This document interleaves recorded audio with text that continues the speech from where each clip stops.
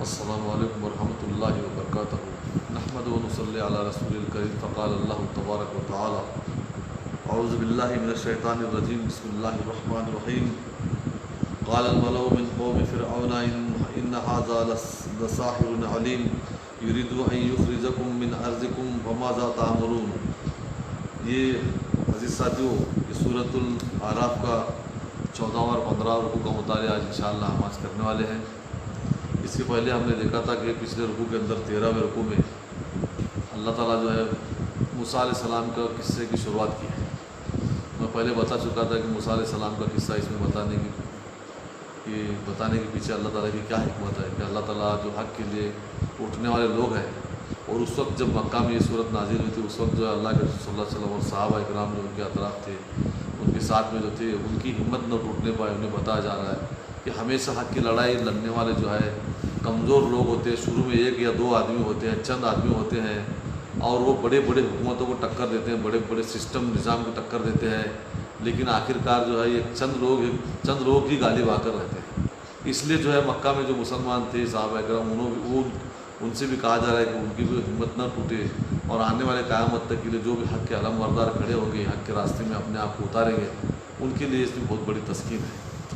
تو پھر وہ موسیٰ علیہ السلام آئے فرعون کے دربار میں جا کر، جو ان کے ساتھ میں ہارون علیہ السلام تھے، دونوں بھائی، انہوں نے کہا کہ میں اللہ کی طرف سے رسول بنا کر بھیجا ہوں، تو یہ اللہ کی عبادت کر، اسی کو معبود مان، اور ہمارے ساتھ جو ہے ہمارے بنی اسرائیلیوں کو ہمارے ساتھ چھوڑ دے، ان کو آزاد کر دے۔ وہاں پر ان کو بہت ستایا جا رہا تھا، بہت ظلم ان پر کیا جا رہا تھا۔ تو انہوں نے کہا کہ ہم کیسا مانیں کہ تم اللہ کی طرف سے نبی ہو؟ تو موسیٰ علیہ السلام نے ان کے لیے جو دو نشانیاں جو اللہ نے ان کو دی تھی، ایک وہ عصا تھا، وہ ڈالنے کے بعد زمین پر پھینکنے کے بعد وہ سانپ بن گیا بڑا اژدھا، اور دوسری جو نشانی ہے وہ ید بیضا جو ہے، وہ بغل میں سے ہاتھ نکالنے کے بعد چمکدار بن گیا۔ تو وہاں تک ہم نے دیکھا تھا۔ آگے یہ سب کچھ دیکھنے کے بعد اس کے جو سردار تھے فرعون کے، جو دربار میں جو پیش کیا موسیٰ علیہ السلام جا کر دعوت دی، تو وہ سرداروں نے کہا، فرعون کی قوم کے سردار بولے، وہ جو بھی دربار کے اندر بیٹھے ہوئے تھے وزیر بزرگ لوگ، کہ بے شک یہ تو ماہر جادوگر ہے، اس کو جادو کا نام دیا ہو، یا اللہ کی طرف سے جو نشانیاں دی تھی، تو وہ کہنے لگے کہ بہت بڑا ماہر جادوگر ہے، اور یہ چاہتا ہے کہ تمہیں نکال دے تمہارے زمین میں سے، تو اب کیا کہتے ہو، کیا کرنا چاہیے؟ یعنی جادوگر بھی کہہ رہے ہیں، اور کیا کہہ رہے ہیں کہ اب یہ تمہیں جو دعوت دے رہا ہے، تو یہ چاہتا ہے کہ تم کو تمہارے زمین سے نکالنا چاہتا ہے، یعنی تمہاری حکومت کو، تمہارے تخت کو خطرہ ہے، تمہارے کرسی کو خطرہ پیدا کیا ہے، تمہیں یہاں سے زمین میں سے نکالنا چاہتا ہے، یعنی تم کو تمہاری بادشاہت پر سے نکالنا چاہتا ہے۔ تو یہ جو ہے سردار اور پولیٹیشین لوگ تھے، بہت بڑے درباری لوگ، ان کو سمجھ میں آ گئی تھی بات کی ہے، ایک اللہ کو ماننے کی جو دعوت ہے، اس میں جو ہے باقی کے سارے اس کے سامنے کوئی طاقت ٹکتی نہیں۔ ایک اللہ کو جب دنیا کے اندر، جو سارے انسانوں کے اندر ایک معبود کو ماننے کا، جب سب لوگ ایک معبود کے تابع ہو جائیں گے، ایک خدا کے، تو دوسرے کو کسی کو کیئر ہی نہیں کریں گے، وہ کسی کی بھی سرداری دنیا میں ٹکنے والی نہیں ہے۔ جو بھی دنیا میں سردار رہے گا، پھر وہ اس خدا کا غلام ہی رہے گا۔ تو اس لیے وہ سمجھ میں آ گئی ان کو بات کی، جو ایک تو کہہ رہے جادوگر سے، جادو کی بنیاد پر تو دنیا میں آج تک کوئی بھی انقلاب نہیں آیا، کوئی بھی چڑوڑ، کوئی بھی آندولن جادو کی بنیاد پر کامیاب نہیں ہوا، اور جادوگر کبھی کسی سسٹم کو چیلنج بھی نہیں کرتا۔ جادوگر تو اپنا کھیل دکھا کر واہ واہی لیتے ہیں اور انعام لے کر چلے جاتے ہیں۔ لیکن انہوں نے کہا کہ ایک تو 2 اتنی بڑی چالیں چلی گئی، ایک تو کہا جادوگر قرار دیجئے، تو ان کا نبی ہونے کا جو ہے وہ بات ڈھیلی پڑ جائے، وہ کمزور پڑ جائے، اور دوسری بات وہ کہنے لگے کہ اب تمہیں جو ہے ان کے سے بہت خطرہ ہے، اگر یہ لوگوں کے اندر جو دعوت پھیلائیں گے ایک اللہ کی، اور لوگ ایک اللہ کو ماننا شروع کریں گے، تو پھر ہم کمیں کیسا مانیں گے؟ ان کو جو خدا کے وارثدار، خدا کے نسل سے کہا جاتا تھا، تو ساری ان کی مونوپولی ختم ہو جائے گی۔ تو کب کیا کرنا چاہیے؟ مشورہ کرنے لگے۔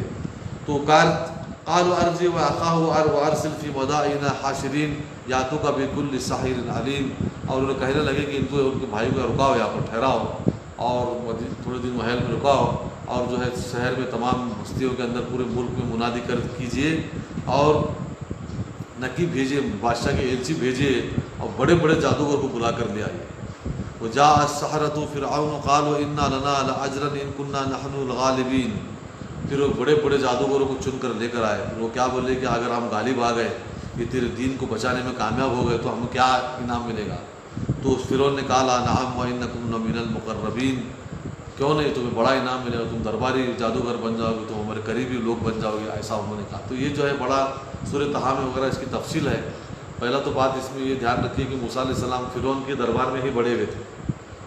وہ سارا واقعہ آگے سورۃ طٰہٰ میں وغیرہ آنے والا ہے. ان کو جو ہے بچپن میں جو ہے وہ پیشن گوئی کی گئی تھی فرعون کو کہ ابھی جو بنی اسرائیل میں ایک بیٹا پیدا ہونے والا تیرا حکومت ختم کرنے والا ہے. تو اس نے ان کے پورے تمام بیٹوں کو قتل کرنے کا حکم دیا.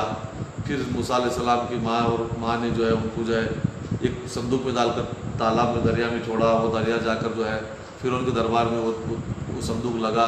پھر وہ بچے کو دیکھ کر انہوں نے اٹھا لیا. پھر وہ محل میں ان کو پالا. یہ ساری چیزیں ہو گئی. پھر موسیٰ علیہ السلام بڑے ہوئے محل کے اندر دربار میں بڑے ہو گئے. پھر وہ فرعون کو جب اولاد نہیں تھی بعد میں فرعون کو بیٹا پیدا ہوا. وہ فرعون یہ اب جو موسیٰ علیہ السلام کے وقت میں وہ بادشاہ بن گیا. وہ فرعون جو ان کو بیٹا موسیٰ علیہ السلام کو لے کر پالا تھا وہ بوڑھا ہو گیا. پھر موسیٰ علیہ السلام دربار میں بڑے ہوئے. پھر بادشاہی کے ہنر بھی سیکھے تھے اور ان کو ایک سپہ سالار بھی بنا کر ایک علاقے کی طرف مہم پر بھیجا بھی گیا تھا. جنگیں بھی لڑی تھی انہوں نے. پھر ان کو سب پورے شاہی کاروبار معلوم تھا. پھر اس کے بعد میں جب یہ بادشاہ ان کے ساتھی جو ان کے بعد میں پیدا ہوا تھا کسی تھوڑا چھوٹا تھا وہ جب بادشاہ بن گیا تو تب موسیٰ علیہ السلام کے ہاتھ سے ایک فرعون کے نسل کے آدمی کا قتل ہوا تھا. پھر موسیٰ علیہ السلام جو ڈر کر جا کر مدین میں کچھ عرصے تک رہے. وہاں پر بکریاں چرائے. پھر وہاں پر ان کی شادی ہو گئی. پھر شادی ہو کر واپس جب کہیں جا کر خفیہ اپنی بستی کے اندر اپنے لوگوں میں رہ کر زندگی گزارنے کے ارادے سے آ رہے تھے مصر واپس, راستے میں ان کو جو ہے نبوت ملی. تو نبوت کے لے کر جو آ کر اب یہ دعوت کر رہے ہیں. یہ ساری چیزیں ہم کو دھیان میں رہنا ضروری ہے. تو انہوں نے کیا کیا, جادوگر کو بلائے. اب مذہب کا خطرہ ان کو بادشاہ تھا, ان کے جو دھرم تھا ان کا سوریہ ونشی خاندان کا, اس کو خطرہ پیدا ہوا. ایک اللہ تعالیٰ کو ماننے کی جب دعوت چلنے والی ہے, نبی آ کر چلائیں گے تو لوگ ہمیں کہوں مانیں گے. جب ایک اللہ کو سب ماننے شروع کریں گے, حقیقی بادشاہ سب میں بڑا بادشاہ پکا جو سچا بادشاہ ہے اس بادشاہ کو جب ماننا شروع کریں گے لوگ, جس کے ہاتھ میں قدرت کے خزانے ہیں, جو کائنات کا بنانے والا ہے, پیدا کرنے والا ہے, چلانے والا ہے, اس کو جب ماننا شروع کریں گے تو ہمیں کون مانے گا. اس لیے انہوں نے کیا چال چلی کہ موسیٰ علیہ السلام کو جادوگر ثابت کرنا. بڑے بڑے جادوگر کو لا کر ان کو ہرا دیں گے تو لوگ ان کی بات نہیں مانیں گے, ہمارا مذہب سچا یہ ثابت ہوگا. یا اگر نہیں بھی ہارے, اگر موسیٰ علیہ السلام جیت گئے تو کم سے کم ان کی جو معجزات ہیں اس کو خدا کے معجزات نہیں مان کر لوگ ایک سادہ عام جادوگر سمجھ کر جو ہے ان کو نبی ماننا نہیں مانیں گے. اس طرح سے انہوں نے چال چلی. ایک بہت بڑا ان کے وہاں عرس ہوتا تھا, بڑا شہر کی بڑی جترا ملک کی. اس وقت میں یہ مقابلہ رکھا گیا. بڑے جادوگروں کو بلا کر سب لوگوں کے سامنے, یعنی موسیٰ علیہ السلام کو جو ہے نبی کے بجائے جادوگر ثابت کرنے کی چال چلی انہوں نے. وہ بہت بڑے دماغ والے لوگ تھے. تو وہ جادوگر آئے. جادوگر نے آ کر پوچھا کہ اب ہم موسیٰ علیہ السلام کو ہرائیں گے تو تمہارے تک تو بچ جائیں گے, تو ہمارا کیا انعام ملے گا. تو اس نے کہا کہ فرعون تم جو ہے درباری جادوگر بن جاؤ گے, تم ہمارے قریبی لوگ بن جاؤ گے. قالوا یا موسیٰ اما ان نلقی و اما ان نکون نحن ملقین.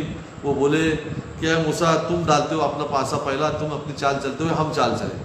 تو قال القوا فلما القوا سحروا اعین الناس واسترهبوهم وجاءوا بسحر عظیم.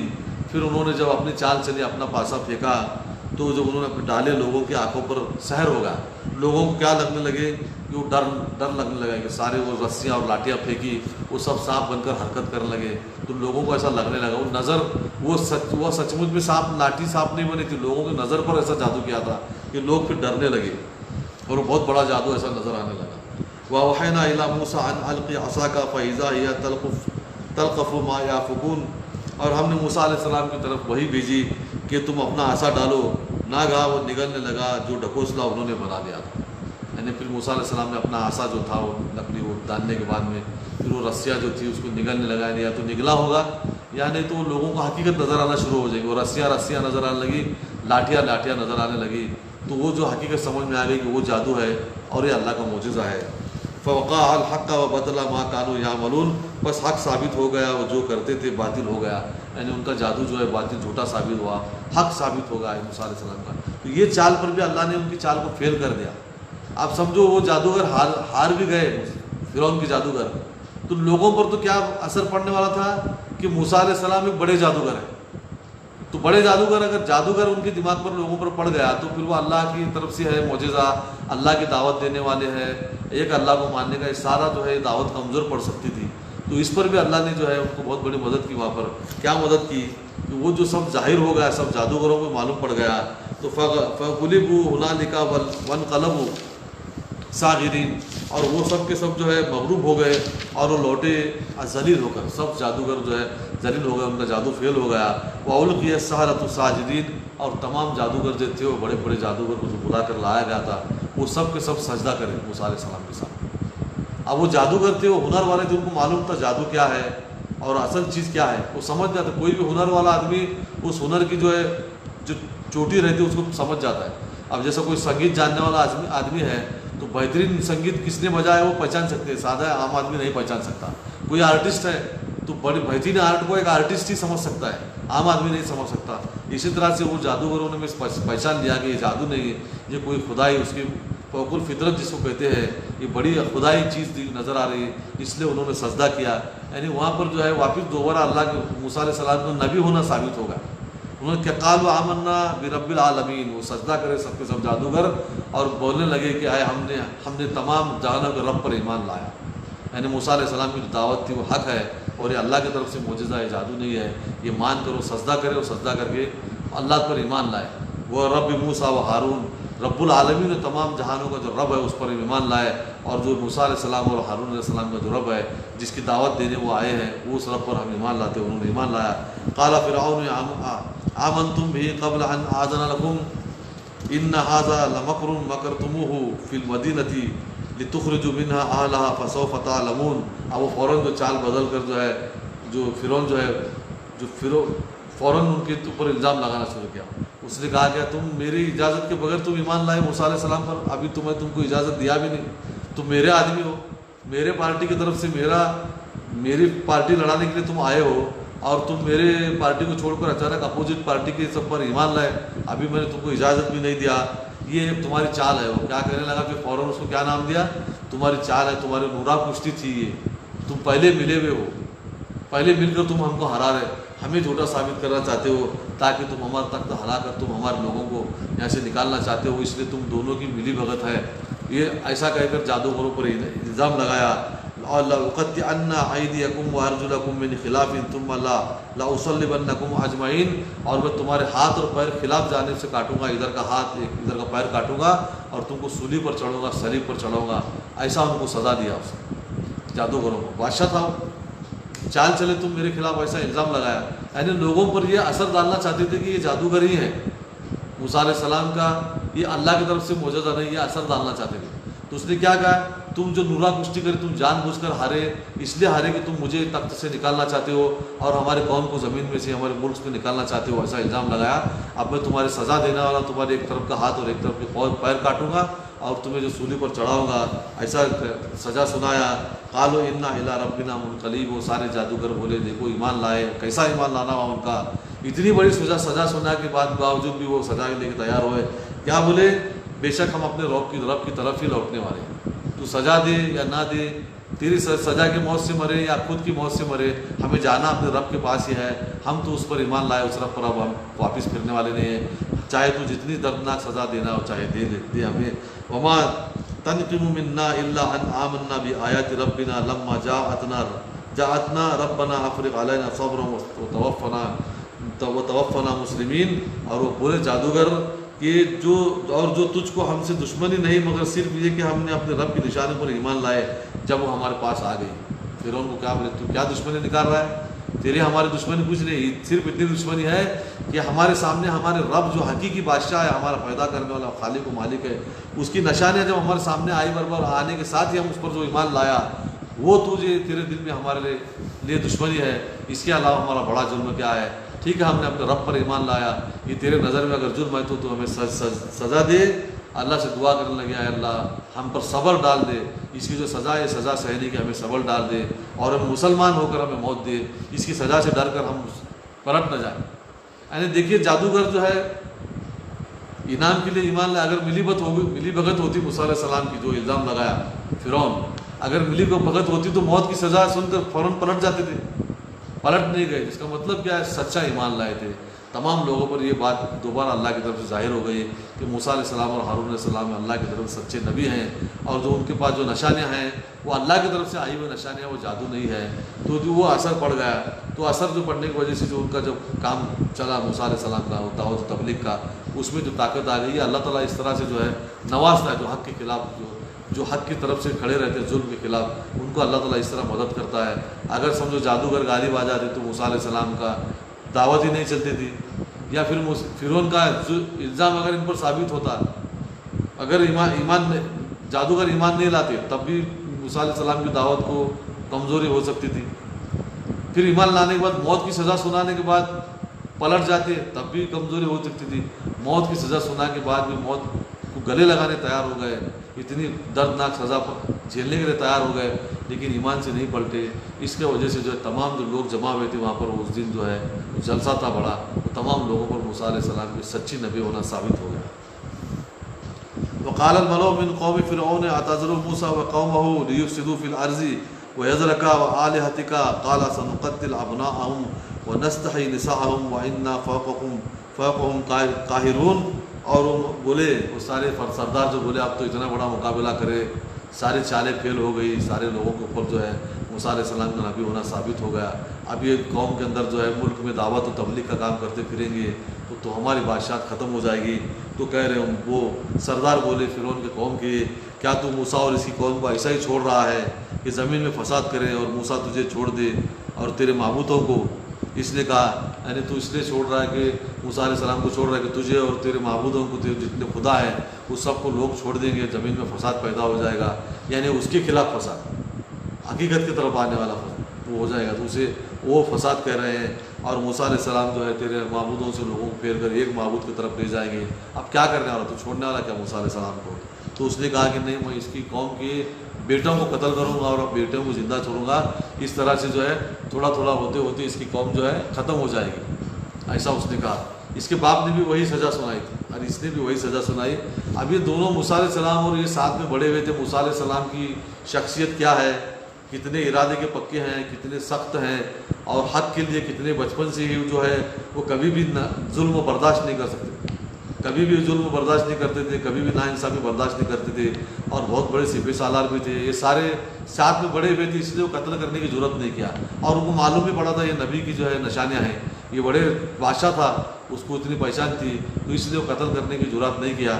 تو اس نے کیا کہ آگے ان کی نسل کو ختم کریں گے، تھوڑا تھوڑا کر کے نسل ختم کریں گے، پھر ایک نبی ہمارے کیا بدلہ لے سکتا ہے، ایک دو لوگ مل کر۔ تو وہ اس نے کہا کہ میں ان کو جو بیٹوں کو زندہ چھوڑوں گا اور بیٹوں کو ماروں گا، اور ہم ان پر زور آور ہے، ہم ان پر مغلوب ہیں، ہمارے پاس ستہ ہے، ہمارے پاس جو ہے میجارٹی ہے، تو ہمارے ان کو خلاف نہیں کر سکتے، ہم ان کو ابھی تھوڑا تھوڑا کر کے ان کی نسل ختم کرنا شروع کریں گے۔ قال موسیٰ لقومہ استعینوا باللہ واصبروا ان الارض للہ یورثھا من یشاء من عبادہ والعاقبۃ للمتقین۔ موسیٰ علیہ السلام نے اپنی قوم سے کہا کہ تم اپنے اللہ سے مدد مانگو اور صبر کرو، بے شک زمین اللہ کی ہے اور اپنے بندوں میں سے جس کو چاہتا ہے اس کا وارث بنا دیتا ہے، اور پرہیزگاروں کا، متقیوں کا انجام ہمیشہ اچھا ہوتا ہے۔ اب تم اس پر ایمان لاؤ۔ ان کے اندر بہت اخلاقی خرابی آ گئی تھی یوسف علیہ السلام کے بعد، وہ اخلاقی خرابی کی وجہ سے وہ پھر مغلوب ہو گئے تھے وہ قوم۔ یوسف علیہ السلام کو تو ان کا بادشاہ، اس وقت کا بادشاہ جو ہے وزیر بنایا تھا، ان کے ہاتھ میں خزانے دیا تھا، تو ان کی قوم جو 12 بھائی تھے، اتنی قوم تھی، ان کو بہت اچھے، ان کے وہ پہلے کے بادشاہ کے نزدیکی لوگ تھے، لیکن بعد میں سے ان کے اندر اخلاقی خرابی آ کر جو ہے، ہم پہلے ہمیشہ سے ڈسکس کر رہے ہیں، مسلمانوں کے اندر جو اخلاقی خرابی آنا شروع ہوتی، اس کے بعد وہ مظلوم ہو جاتے، تو دوسری حکومت آ گئی وہاں پر، پھر یہ قوم ان کی پوری مظلوم ہو گئی، غلامی کے اندر جو اتنے جو ہے دردناک سزائیں جھیل رہے تھے، انسان سے بھی، جانور سے بھی بدتر سمجھا جا رہا تھا، تو وہ جو ہے اتنی خراب حالت میں تھے۔ اس وقت موسیٰ علیہ السلام کو اللہ نے وہاں پر بھیجا، تو وہ جو ہے اب وہ کہہ رہے ہیں کہ اپنی قوم سے کہ تم اللہ سے مدد مانگو، پرہیزگار بنو، متقی بنو، اور اللہ تعالیٰ ہمیشہ متقیوں کے ساتھ ہے، ان کا انجام اچھا کرتا ہے۔ اللہ تعالیٰ جسے چاہے زمین میں، اللہ کی زمین بہت بڑی ہے، اللہ تعالیٰ جسے چاہے اس کا وارث بناتا ہے۔ تو یہ ساری باتیں موسیٰ علیہ السلام اپنی قوم سے کہہ رہے ہیں۔ قالوا اوذینا من قبل ان تاتینا ومن بعد ما جئتنا قال عسى ربكم ان يهلك عدوكم ويستخلفكم في الارض فينظر كيف تعملون۔ وہ لوگ بولے موسیٰ علیہ السلام کی جو قوم کے لوگ تھے، انہوں نے کہے کہ ہمیں اذیت دیے گئے، اس سے پہلے ہم بہت ستائے گئے۔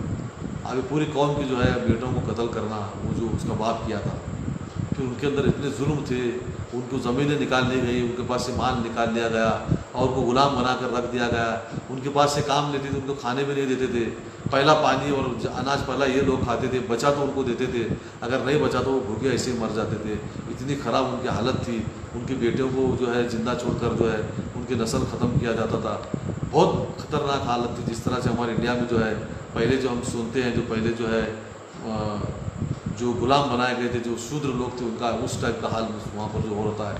یہ بنی اسرائیل میں جو مسلمان قوم تھی تو وہ کہے کہ ہم جو ہے اس کے پہلے بھی بہت جو تکلیف دیے گئے, تمہارے سے پہلے بھی ہم ستائے گئے, موسیٰ علیہ السلام سے تمہارے آنے کے بعد بھی ہم ستائے جا رہے ہیں, اب دوبارہ ہم جو فرعون جو ہمارے بیٹوں کو قتل کرنے کا کام شروع کرے گا. تو موسیٰ علیہ السلام نے کہا قریب ہے تمہارا رب تمہارے دشمن کو ہلاک کر دے. اللہ تعالیٰ جو ہے دشمن کو ہلاک کر دے گا, پہلے تم حق پر تو آ جاؤ, اپنے رب سے دعا مانگنا شروع کرو, اپنے رب کی کہاوت کہنا مانو, اس کے احکامات کی پیروی کرو, اسی سے مدد مانگو, پھر تم حق پر آ کر کھڑے رہو گے, حق پرست بن جاؤ گے. جو دشمن ہے اس کو اللہ تعالیٰ ہلاک کر دے گا. اس سے پہلے ایسا ہوتا ہے, ہم دیکھیں 5 نبیوں کے قصے, وہی موسیٰ علیہ السلام بھی بیان فرما رہا ہے, وہ قریب ہے کہ تمہارا رب تمہارے دشمنوں کو ہلاک کر دے گا, تم اسی سے مدد مانگو اور تمہیں زمین میں دوبارہ خلیفہ بنا دے گا, پھر دیکھے گا تم کیا کرتے. یہ اللہ کا قانون ہے, تم کو خلیفہ بنائے گا, زمین میں تم کو حکومت دے گا, غلبہ دے گا, پھر تم اس کے وہ غلبہ اللہ کی نعمتوں کے ساتھ کیا کرتے وہ دیکھے گا. وہ اللہ کی نعمتوں کو لے کر پھر اگر سمجھو دنیا پرستی میں چلے گئے, ملوث ہو گئے, حق کو چھوڑ دیے, دین کو چھوڑ کر جو ہے دنیا پرستی کے اندر عیش و آرام میں زندگی گزارنا شروع کر دی, دوبارہ وہ قوم کی جو ہے حالت ذلیل و خواری میں پڑ جاتی ہے. جس طرح سے آج ہمارا حال جو انڈیا کے اندر جو ہو رہا ہے, یہ ساری باتیں اسی لیے کہ اللہ ہمیں زمین میں بادشاہت دیا تھا, پھر دیکھتا ہے تم کیا کرتے ہو. اس بادشاہت کو لے کر جو ہے خلافت کو بادشاہت میں تبدیل کیے, پھر بادشاہ اپنے نام کے جو ہے مقبرے بنانے لگے, بڑے بڑے تاج محل بنانے لگے, لوگوں کا مال لے کر, رعایا کا مال لے کر جو ہے یہ سارے کام کرتے گئے. پھر رعایا جو ہے اور سطح کی مستی میں ہماری حکومت تھی, اس لیے رعایا دین کو چھوڑ کر جو ہے اصل کام کو چھوڑ کر پھر فرقہ پرستی میں بڑھ گئی. پھر وہ فرقہ پرستی ختم ہوتے ہوتے پھر برٹش آ گئے, ان کی غلامی بن گئی. اب جو میجارٹی کا کھیل میں غلامانہ رویش اختیار کر کر کے جو ہے مسلمان جو ہے مادہ پرستی کو جو ہے پھر جس کو مٹریلسٹک کہتے ہیں, مال کمانے کے پیچھے, دنیا کمانے کے پیچھے لگ گئے. کوئی اخلاقی گراوٹ کی وجہ سے جو ہے مال تو تمہیں دکھے گا, نظر آئے گا, مل رہا ہے, لیکن جو ہے تمہاری عزت ختم ہو جاتی ہے. غلامی میں تھوڑا تھوڑا کرتے جاتے رہتے, تو غلامی میں اللہ تعالیٰ عثمان سے پھر دوبارہ اللہ کو یاد کرے گا تو نکالے گا. وہی وہ ہے کہ تمہیں زمین میں وارث بنائے گا, تمہارے دشمن کو ختم کرے گا, تمہیں زمین کا وارث بنا کر پھر دیکھے گا تم کیا کرتے. یہ چل رہا ہے, اللہ تعالیٰ کا قانون چل رہا ہے. انسان اگر غلط کام پر آیا, اللہ لوگوں کو, اچھے لوگوں کو لا کر ان سے صاف کرتا ہے زمین کو, پھر دوبارہ اچھے لوگ دنیا میں بستے ہیں. پھر ان کی نسلوں میں آگے نالائق اور بدبخت لوگ پیدا ہو گئے, پھر نبی کو لا کر اچھے لوگوں کو لا کر ان کو ختم کرتا ہے. یہ قانون ہے اللہ تعالیٰ کا. دنیا میں یہ بات ثابت ہے, حق ہے, باطل ہے, اچھائی ہے, برائی ہے. اچھائی کا بدلہ اچھا ملنے والا انعام ہے, برائی کا بدلہ سزا ملنے والا ہے. ایک ہمارے اوپر ایک زبردست طاقت ایسی بیٹھی ہے جو ہمیشہ حق کے فیور میں کام کرتی ہے, حق کو جو ہے پروان چڑھاتی ہے, باطل کو ختم کرتی ہے. یہ ہوتے رہنے والا ہے. اسی طرح قیامت کے دن بھی جو ہے حق کا وزن کیا جائے گا اور باطل جو ہے وزن اس کا کچھ نہیں ہوگا, وہ جہنم کے اندر چلا جائے گا, اس کو سزا ملے گی. یہ اللہ کی قرآن کے نازل کرنے کی, یہ صورت نازل کرنے کی, یہ تمام آیتیں پیش کرنے کی, اس کو 1440 سے 41 سال سے سنبھال کر رکھنے کی حکمت یہ ہے. یہ پورا قانون اللہ تعالیٰ کا چل رہا ہے. اسی مطابق دنیا چلنے والی, اسی کے مطابق آخرت میں فیصلے ہونے والے. تم چاہے جو بھی کرو, یہ قانون کے مطابق سب کچھ چلنے والا ہے. صدق اللہ العظیم. اللہ تعالیٰ ہمیں عمل کی توفیق عطا فرمائے.